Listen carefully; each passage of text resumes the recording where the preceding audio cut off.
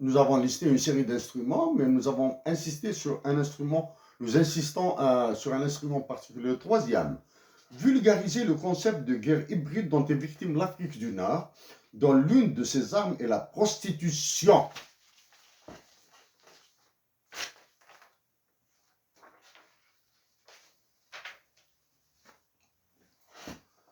L'une des armes de la guerre hybride est la prostitution.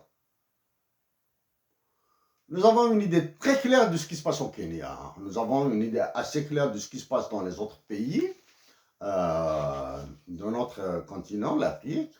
Mais en Algérie, en 2020, la récession a atteint 15,5, 15,2%.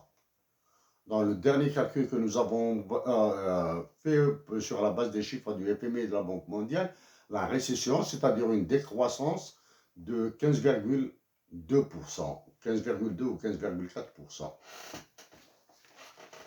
Ça, c'est la chute du PIB.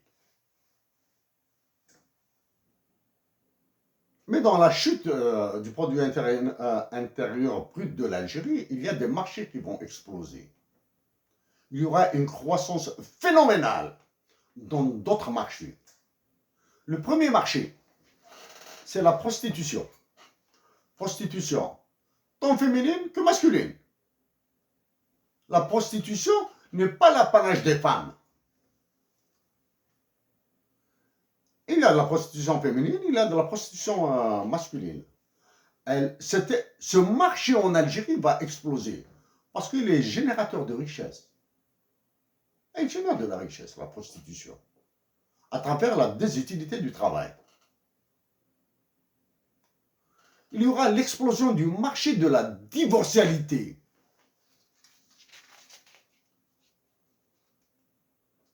Le marché de la divorcialité en Algérie sera extraordinairement prospère dans le drame. Quand nous disons marché de la divorcialité, il faut penser à tous les drames individuels, les dépressions nerveuses, les dépressions psychologiques, les maladies, et bien sûr les procès en justice qui vont générer des revenus. Bien sûr, il faut penser aux enfants, il faut penser aux enfants nés handicapés. Dans ce marché de la divorcialité et de la nuptialité, autre que la primonuptialité. Ça, c'est le deuxième marché qui va exploser. Le troisième marché qui va exploser, lui, des stupéfiants, des drogues dures. Tout le marché de la prostitution, le marché de la divorcialité, le marché des stupéfiants.